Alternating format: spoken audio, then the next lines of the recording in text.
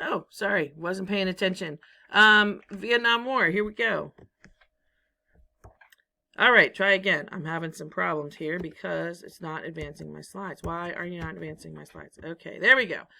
All right, the French lose control. So Vietnam is a French held territory. It was called French Indochina prior to being Vietnam. And the Vietnamese people have always resented the French. I mean, as you can imagine, if your country was taken over by a foreign power that tried to instill its rule and destroy your economy, that's, how the Vietnamese feel. So the French are deeply hated, and the Vietnamese want to remove the French. So Ho Chi Minh is basically the liberation fighter, the guy who wants to overthrow the French. Now, at the end of World War I, as a young man, he went to Woodrow Wilson and asked him for help learning about democracy and to help oust the French. And Woodrow Wilson said, "Ain't nobody got time for that." And so Joseph Stalin approached him and said, "Hey, I'll teach you about my system of government and I'll help you get rid of the French." So hence we have a Vietnam that is communist. It's interesting. I heard a report yesterday on BBC that Vietnam is one of the most successful countries in dealing with coronavirus. In a population of 96 million, they had 270 cases and 0 deaths. And that's because they shut down the country in January when they first got whiff of what was going on. They shut down Vietnam when Wuhan only had 6,000 or 7,000 cases. So pretty early on, because they'd had that experience with the SARS virus previously. So they knew what they were in for. They knew they didn't have the money and infrastructure to support a wide scale virus in their country. So they just shut it down early, and now they're good. They're good to go. So that's pretty interesting information. All right. So Ho Chi Minh is able to oust the French with Soviet help, much to our, not happiness about that particularly. But we divide Vietnam into a communist portion and a free, quote unquote, free portion, a democratic portion. Ngo Dinh Diem is an American. Well, he's not an American. He's Vietnamese, but he lived in America for some time and is sort of a puppet of the American government. And as you'll see, as you study the Cold War and Cold War interventions, this kind of thing happens a lot. So Ngo Dinh Diem is not really a nice guy. He's an authoritarian. He's jailing people. He controls the media. Like he's not a democratic leader. But the United States supports him because he's not communist, and that's really the only line. That's the bar. It's really low. And we see this happen a lot in Latin America as well, where we overthrow socialist elected governments and install these military dictators who are sympathetic to our wants and needs. And that's why we have a bazillion people at the border. Anyway, let's stay on topic here. So this is basically what happens. There's an American puppet installed in South Vietnam. So you know where this is going, right? Eisenhower supports South Vietnam. We're very vocal about this. And because of the Truman Doctrine and communism, we become heavily involved in South Vietnamese politics. See, it's all kind of the same game. So by saying that we support South Vietnam, then we're threatening the communist North. Yeah, we're flexing our military might. And the threat, I'm sorry, my dog is having a fit. Like I said, Ngo Dinh Diem is not a nice guy, and so he's assassinated because, people are sick of him. And so when he's no longer in control, Ho Chi Minh takes advantage of this and starts infiltrating with his revolutionaries into the South. Now the people in the South are open to this because, to some extent, because, they've been living under Diem's regime as well. So, it's not like they were loyal to that guy. All right, so Gulf of Tonkin, you maybe have heard of this. Gulf of Tonkin is what we call a false flag incident, where we claim, well, false flag is where one country claims another has attacked it in order to attack. All right, so like the Japanese incursion of Manchuria was a false flag. The German invasion of Poland was a false flag. They staged an event and said that the Polish blew up a German radio station, and that's not what actually happened. So this is the same thing. We are sailing our ships dangerously close to North Vietnam, and then we fire on them, so then they fire on us, and now we have a reason to go to war, right?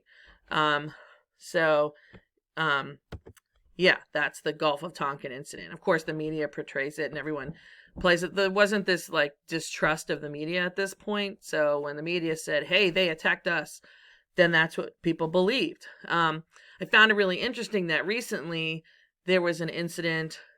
I don't even know how long ago it was now. It seems like a million years because the Trump administration every day is like 10 years. Where the Trump administration tried to claim that the Iranians fired on an American vessel. And it was the same thing. It was, the American ship is crowding Iranian borders and sailing close and taunting. And so, but the American public's response, I loved it because it was like, hey, we learned from history. The American public was like, yeah, right, that happened. We don't want to go to war with Iran. We're ignoring you. And it went away. So pretty interesting. But this allows Johnson the ability to basically intervene militarily in Vietnam. Now, we have been militarily involved since 57 with advisors and that kind of stuff, but we're going to see like actual troop placements and stuff at this point. All right. So, this is, this becomes a fight against communism, and we escalated pretty quickly. Now, if you've seen videos or you watch Platoon or whatever, the footage in the video I shared with you, Letters Home from Vietnam, that's all actual footage from men in the field. Now, during Vietnam, they actually embedded journalists, and Vietnam was a televised war, which is why there was such an outrage against it, was because people saw what was happening, and they saw the murder, and they saw the destruction, and it was very upsetting. So now you're not allowed to do that stuff anymore. The video viewpoint of war is very limited, and certain types of pictures are illegal and things like that because they don't want you seeing what's going on and being upset about it. But Vietnam was basically televised. So you'll see men like in Khe Sanh, like being bombarded, surrounded by Viet Cong, and they're being interviewed. You're like, this is kind of surreal. Anyway, it's miserable. Vietnam is horrific. You've got the terrain, the conditions, monsoon season, diseases. I mean, it's a nightmare. And in a similarity to, the wars in the Middle East, is that, you don't really know who the enemy is. By day they're a farmer, by night they're Viet Cong, and you just have no way to tell who is who. That's guerrilla warfare, right? Oh, there it is, guerrilla warfare. All right, so the Vietnamese had used, the homeschool tactics. The territory and the invader doesn't. So they used underground tunnels. They'd hide in plain sight. They had lots and lots of booby traps. And that could be explosives, like with tripwires and stuff, or punji traps, which have like stakes. So you would like walk over it and fall in and get punctured by the stakes, or impaled is a better word because they're pretty big, and they'd cover them with poison or feces, human feces, to give you an infection. They were defending their homeland. That's the idea. So we use all kinds of our weapons. Now, we don't use nukes, right? We don't use nukes, but we use all kinds of weapons at our disposal to try and destroy. And, the U.S. comes out of World War II as this military powerhouse. And here we are not, with all of our weapons, we're not able to win.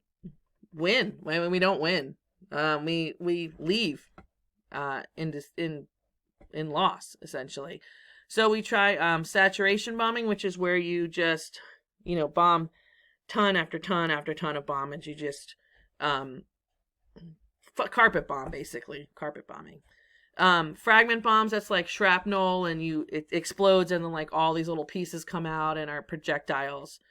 Napalm, if you've ever watched Platoon or any of those, you've heard of it. So napalm is gelatinous, and it's an oil-based substance, and it burns. It destroys the plant life, hoping to expose where the Viet Cong are. And then, of course, Agent Orange, which was a deforestation agent, and it was manufactured here in the United States, and it was sprayed all over the place, sometimes sprayed directly on men. And some of you who've had me from around the world know this is a very personal topic for me, because my nephew and my father-in-law both died from complications of Agent Orange, because Agent Orange, it's a DNA disruptor, like changes your genetic code. And my father-in-law, this, because nobody really knew what was going on, or knew about that, or the government didn't admit it, suffered many medical issues because of the alteration in his genetic code, and then unknowingly passed that to both of his children.